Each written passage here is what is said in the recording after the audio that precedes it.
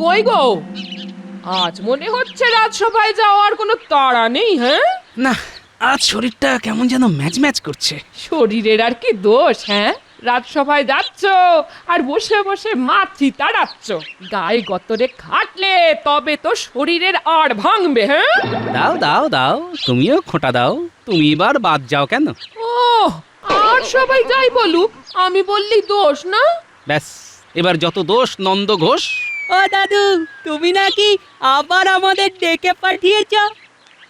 এখন কপাল খারাপ গো, তখন যেখানে খাতির পাবে সেখানেই তো যেতে পারো। হ্যাঁ, আহা, কথায় কথায় এত রাগ করছো কেন গিন্নি? রাগ করবো না তো কি করবো শুনি? এত তো খাচ্ছি, তবু কোনোদিন আমার শখের কোনো একটা কিছু এনে দিয়েছো? তুমি দিয়েছো? যখনই বলি তখনই শুধু হাত টান। ভুল আর কি বলি গিন্নি? এই দেখো দেখো দেখো, টেনে টেনে হাতটা কত ছোট হয়ে গেছে। আর আমি তো হাত খুলতেই পারছি না গো। তাও যদি নিজে একটু রোজগার করতাম, ধুর, তাহলে না হয় মনের মতো কিছু করতাম, পড়তাম। ধুর তোর। এখনই এত ভেঙে পড়ছো কেন গিন্নি? সবুর করো, সবুর করো, সময় হলেই দেখবে তোমার এই ইচ্ছেটাও পূর্ণ হয়ে গেছে। হ্যাঁ, আর সবুর করা ছাড়া আর উপায় কি বলো? তবে আমার যা পোড়া কপাল, তাতে শেষে সেই কাঁচ কলাই জুটবে।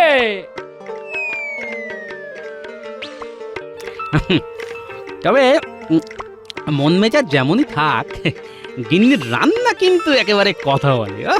পুঁটি মাছের ঝোল তো নয়, যেন অমৃত।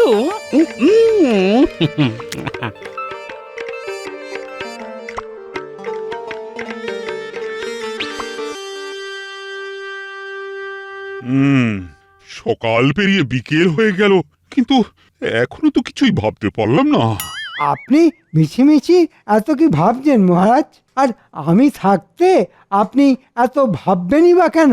অধিক ভাবনা কিন্তু রোগের কারণ মহারাজ। হ্যাঁ হ্যাঁ হ্যাঁ, তাই তো, তাও বটে। তবে কি এমন করা যেতে পারে যাতে নগরের প্রজাদের মধ্যে সৌভ্রাতৃত্ব বাড়বে? কি করা যায় এমন? কি মহারাজ, সামনেই তো রাখি পূর্ণিমা। সেই দিন যদি কৃষ্ণনগরে আমরা রাখি বন্ধন উৎসবের আয়োজন করি, তবে কেমন হয়?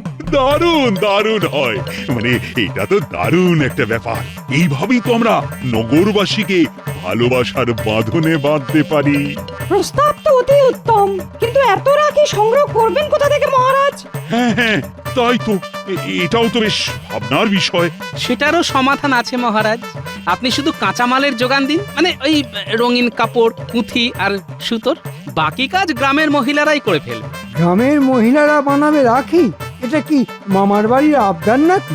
মহিলারা যাতে নিজেদের আবদার নিজেরাই মেটাতে পারে, তার জন্যই তো এমনটা ভেবেছি মন্ত্রী মশাই। রাখি বানিয়ে ওরা 2 পয়সা পাবে, আর সাথে সাথে স্বনির্ভরও হবে। ও মা, মহিলারা বানাবে রাখি, তার সাথেই এক ঢিলে 2 পাখি। না গোপাল, আজ তুই যাও না সে একের পর এক সমস্যার সমাধান করছো, তাতে তো আমি চমকে চমকে উঠছি। তবে যত যাই করুক, আসল চমক তো আমি দেব মহারাজ। আরে তুমি আবার কি বিড়বিড় করছো মন্ত্রী? এই করব ওই করব বলে তো খুব হমি করলে। হ্যাঁ, এখন তো দেখছি একেবারে চুপসে গেছো। না না, চুপ সেখানে যাব? আমি তো বরং ভাবছিলাম কি করে রঙিন কাপড় জোগাড় করব। ওই গুরু দায়িত্ব তো আমাকেই নিতে হবে মহারাজ, রাজ্যের মন্ত্রী বলে কথা। হ্যাঁ হ্যাঁ, সব দায়িত্ব তো আর গোপালের কাঁধে চাপিয়ে দেওয়া যায় না, তোমাকেও তো কিছু করতে হবে। তবে কাঁচামাল জোগাড় করার আগে কোনটা কত পরিমাণ লাগবে সেটা কিন্তু ভালো করে জেনে নিতে হবে। হ্যাঁ হ্যাঁ, ব্যবস্থা কিছু একটা হওয়া দরকার, আর তার জন্য যা করার সেটা কিন্তু চটপট করে ফেলো। লোক তোমার ট্যাঁকেই আছে, ডাকলেই চলে আসবে। যাই হোক আর তাই হোক, ননি এই শর্মাই খাবে।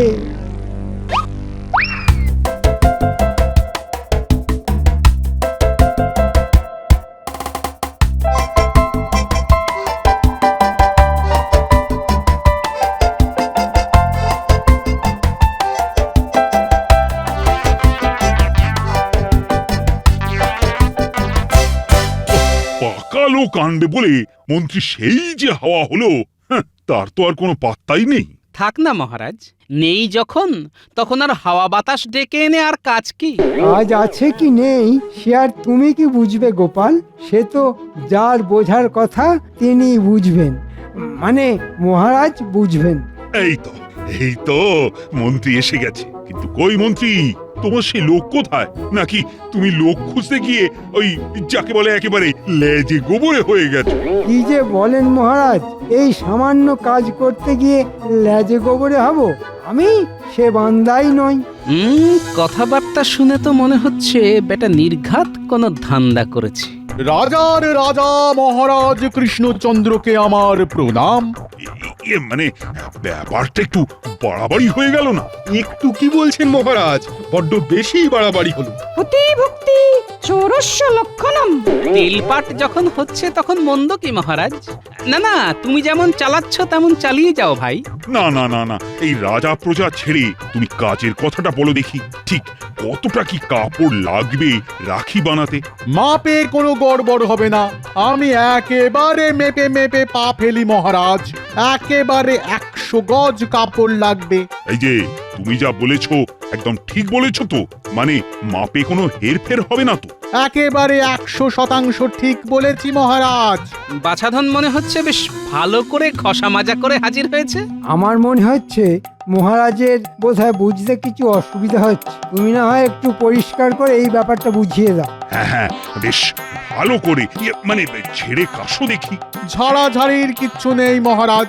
লাল নীল হলুদ সবুজ এই 4 রঙের 25 গজ করে কাপড়েই কাজ মিটে যাবে। মানে সব মিলিয়ে ওই 100 মোহর। ওরে বাবা, কাপড়ের মাপের সঙ্গে সঙ্গে মোহরের হিসেবটাও তো বেশ ভালোই জানা আছে দেখছি। আরে সে যা লাগে লাগবে মন্ত্রী, তুমি কোষাগার থেকে 100 মোহর নিয়ে এখনই কাজ শুরু করে দাও। মানে ওই কাপড়টা আনিয়ে দাও। সে তো করবই মহারাজ, কাছাকাছি না পেলে আশেপাশের রাজ্য থেকে কাপড় আনা। কাজ যখন একটা পেয়েছি তখন করে আমি দেখাবই। মন্ত্রী মশাইয়ের যা উৎসাহ দেখছি তাতে গোলমাল তো কিছু একটা আছেই আছে, কিন্তু সেটা যে কি তা তককে তককে থেকে আমাকে বের করতে হবে।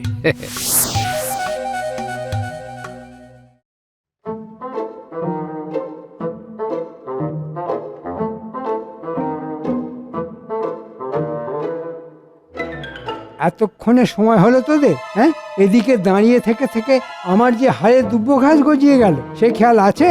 এইবার যখন আমরা এসে পড়েছি তখন আর চিন্তা নেই। হ্যাঁ, কি করতে হবে সেটা খালি বলুন। কথাটা 5 কান করা যাবে না। আয় এদিকে শোন।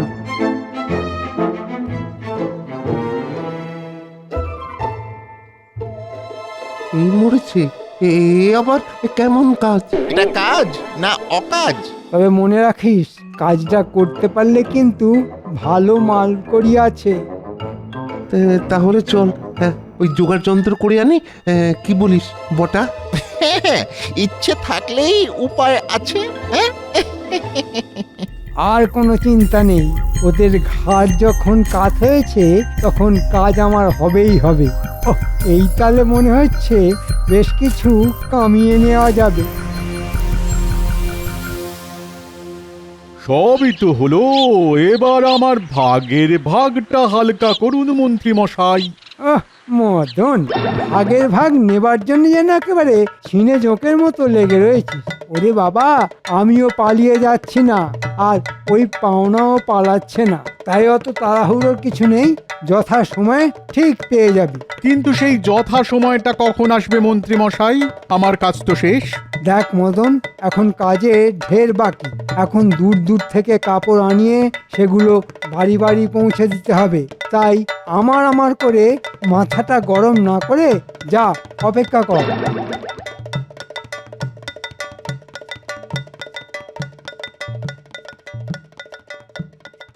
দে দে তো, হাতে হাতে একটু জিনিসগুলো ধরিয়ে দে দেখি। তুমি বলেই এসব পারো দিদা। কি সুন্দর কাপড় কেটে কেটে নকশা করছো। দেখ না দেখ, ওর দাদুর দ্বারা কি আর এসব কাজ হতো? হ্যাঁ, এর বলার কি আছে? দাদু কি আর তোমার মতো গুছিয়ে কাজ করতে পারে? পারবে না বলেই দাদু বোধহয় তাড়াতাড়ি রাজসভায় চলে গেছে। আর সেই যে গেছে, আর আসার নাম নেই। দিদা এদিকে খেটে খেটে মরছে। যাবে আর কোথায়? না না, কোথাও যাবে না, এই এখানেই গেট হয়ে বসে থাকবে। আর দেখবি তোর দিদা কেমন কথা বলতে বলতে সুন্দর সুন্দর রং বেরঙের রাখি বানিয়ে ফেলে। কিন্তু একই কি হলো গো দাদু, তুমি হঠাৎ চমকে উঠলে কেন? দাঁড়া দাঁড়া দাঁড়া দাঁড়া দাঁড়া, ব্যাপারটা তাহলে কেমন হলো? কথা তো ছিল লাল নীল হলুদ সবুজ এই 4 রঙের রাখি হবে, কিন্তু এখানে তো দেখছি লাল উধাও। 3 রঙের কাপড় দিলে 4 রঙের রাখি হবে কি করে শুনি? কিন্তু 4 রঙের কাপড় দেবে বলে 3 রঙের কাপড় ধরিয়ে দিয়ে গেল, সেটাই বা কি করে হয় গিন্নি? না না না না, গোলমাল তো কিছু একটা আছে, আর সেটাই আমাকে ধরতে হবে। এই তো সবাই দেখছি ঠিক সময় এসে গেছো। তবে মন্ত্রী যে বেশ চাপে আছে সেটা ওর মুখ দেখেই বুঝতে পারছি। আমি তো সব সময়ই চাপে থাকি মহারাজ। তারপর এই তো রাখি উৎসব নিয়ে হই হই কাণ্ড হচ্ছে, এর সব খোঁজ খবর রাখা কি আর 4টিখানি কথা? চাপের মধ্যে থেকে থেকেই তো মন্ত্রীমশাইয়ের চেহারা এরকম আমসত্ত্বের মতো হয়ে গেছে মহারাজ। আমার শরীরের দিকে নজর না দিয়ে গোপাল, তুমি বরং নিজের ওই তরমুজের মতো ভুঁড়িটা সামলাও। ওহ, সকাল সকাল আবার এইসব তরমুজ আমসত্ব। আরে তোমরা একটু থামবে। আমি তো থেমেই আছি মহারাজ, এই যে নড়ছিও না চড়ছিও না। তবে নড়াচড়া না করেই তো আপনি রাখির কাপড়ে বেশ কুচির কাজ করে দিয়েছেন মন্ত্রীমশাই। এই মরেছে, কুমড়ো পটাশটা কি এবারে সবার সামনে আমার হাঁড়ি ফাটাবে? হ্যাঁ, না না, তার আগেই আমাকে সব সামলে নিতে হবে। মন্ত্রী, এসব আবার কি বলছে গোপাল? হ্যাঁ, মানে না, আমিও তাই ভাবছি, মানে কোথায় কাপড় আর কোথায় কুচি। না না, অত ভাবাভাবির তো কোনো দরকার নেই। কথা ছিল লাল নীল হলুদ সবুজ এই 4 রঙের কাপড় দিয়ে রাখি বানানো হবে, কিন্তু এখন তো দেখছি লাল রঙের কাপড় উধাও। ব্যাপারটা কি মন্ত্রীমশাই? সে কি, সেই কাপড় গেল কোথায় মন্ত্রী? কাপড় আসুক না আসুক, কাপড়ের জন্য বরাদ্দ মোহর কিন্তু ঠিক গেছে। লাল রঙের কাপড় খুঁজতে গিয়ে তো আমার জুতোর শুকতলা পর্যন্ত ক্ষয়ে গেছে। তবু যখন জোগাড় হলো না, তখন ওই মাপের কাপড় আমি অন্য রঙগুলোর কাপড়ের মাপ বাড়িয়ে পুষিয়ে দিয়েছি। হ্যাঁ হ্যাঁ, মন্ত্রী মশাই থাকতে মাপে কোনো গন্ডগোল হবে না, এ ব্যাপারে আপনি নিশ্চিন্ত থাকুন মহারাজ। বেশ, তাহলে যেমন চলছে তেমনই চলুক, রাখি না হয় 3 রঙেরই হবে। তবে মন্ত্রীমশাই যতই শাক দিয়ে মাছ ঢাকার চেষ্টা করুক, আমাকে আমার মতো খোঁজ তল্লাশি করতেই হবে।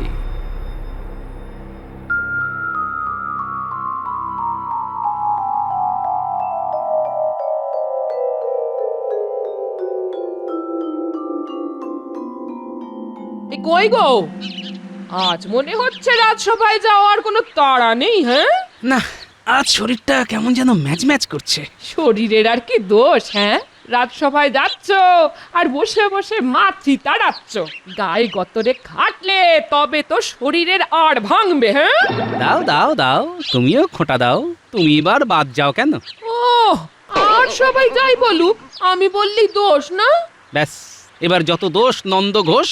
ও দাদু, তুমি নাকি আবার আমাদের ডেকে পাঠিয়েছ? ব্যাপারটা কি গো? শোন শোন, রাখি বন্ধন উৎসব নিয়ে আলোচনা পরে হবে, এখন যা বলছি সেটা কান খুলে শোন। মনে হচ্ছে রাখি বানানোর কাপড় নিয়ে মন্ত্রীমশাই কোনো গড়মিল করছেন, তাই তোদের নজর রাখতে হবে। আর তুমি কিচ্ছু ভেবো না গোপাল দাদু, আমরা সব সামলে দেবো। হ্যাঁ হ্যাঁ, তোর ওদিকটা দেখ, তোরা খবর দিলেই আমি বাকি কাজ সামলে ফেলবো। খবরটা আগে পাই, তারপর আমিও দেখাচ্ছি কুচির কাজ কাকে বলে।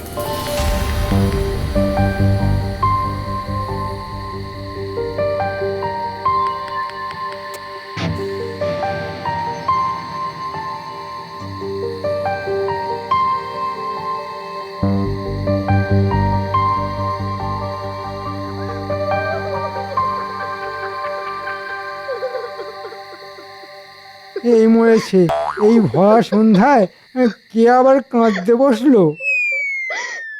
আরে আরে, এ তো গিন্নি। ও গিন্নি, আরে আরে, কি হলো কি? কি আর হবে, বসে বসে কপাল চাপড়াচ্ছি। আমার যা পোড়া কপাল, তাছাড়া আর কি করব? হ্যাঁ, সে কি, দেখো কাণ্ড, কে আবার তোমার কপাল পোড়ালো?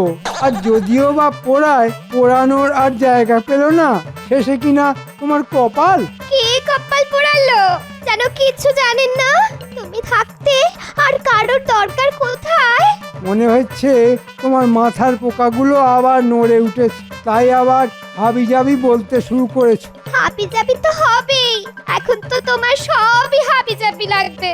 সেই কবে থেকে বলছি একটা সীতাহার বানিয়ে দাও, তা একবারও কানে তুলেছো কথাটা? হ্যাঁ দেবো তো, দেবো বলেছি যখন ঠিক দেবো। দেবে দেবে করে তো আজ নয় কাল, কাল থেকে পরশু করছো, দিচ্ছ কোথায়? আহা, অত চটলে হবে? না না, চটবো না তো কি হাত পা ছুড়ে গান করবো? না মানে বলছিলাম যে তোমার যা গলা, তাতে গান গাওয়াটা কি খুব ভালো হবে? ভালো হবে না খারাপ হবে অত শত জানি না, তবে 25 গজ কাপড়ের জন্য 25টা মোহর ঝেপে দিয়ে তুমি এটা করে দেবে ওটা করে দেবে বলেছিলে, সেটা খেয়াল আছে? আরে আরে কি শুরু করলে বলো তো? আস্তে আস্তে বলো, জানো তো দেওয়ালেরও কান আছে। শুরুটা করলো কে শুনি? আমি না তুমি? মুখে খালি বড় বড় কথা আর কাজের বেলা অষ্টরম্ভা। হ্যাঁ, আমি আবার কি শুরু করলাম? না না, তুমি কেন? যত নষ্টের গোড়া তো আমি, সবই কপাল। আহা, চড়ছো কেন? বেশ, তাহলে শোনো, বিশু স্যাকরাকে বলা আছে হাড়ের মাপটা খালি দিলেই হবে। আর আমি তো ওই মুস্তফা শাড়িওয়ালাকে বলেছি তোমার জন্য যেন একটা জরিপা রেশমি শাড়ি নিয়ে আসে। ও মা, সত্যি? তাই তো বলি, আমাকে না দিয়ে তুমি থাকতে পারো নাকি? না না, কোনো চিন্তা নেই তোমার, ওই মোহর ঝেপে দেওয়ার কথা আমি মোটেই পাঁচকান করব না। সে না হয় করলে না, কিন্তু মদন আর বটা ঘটাকে নিয়েই চিন্তা। না না, ওদেরও মুখ বন্ধ করতে হবে। পাঁচ কাজ করবে না বললে কি হবে? 5 জনের কানে তো কথাটা ঢুকেই গেছে। তার মানে দাদু ঠিকই বলেছিল, মন্ত্রী মশাই তলে তলে ভালোই মোহর সরিয়েছে। চল চল, আর দেরি না করে এক্ষুনি গোপাল দাদুকে গিয়ে খবরটা দি, তারপর দেখি দাদু কি করে।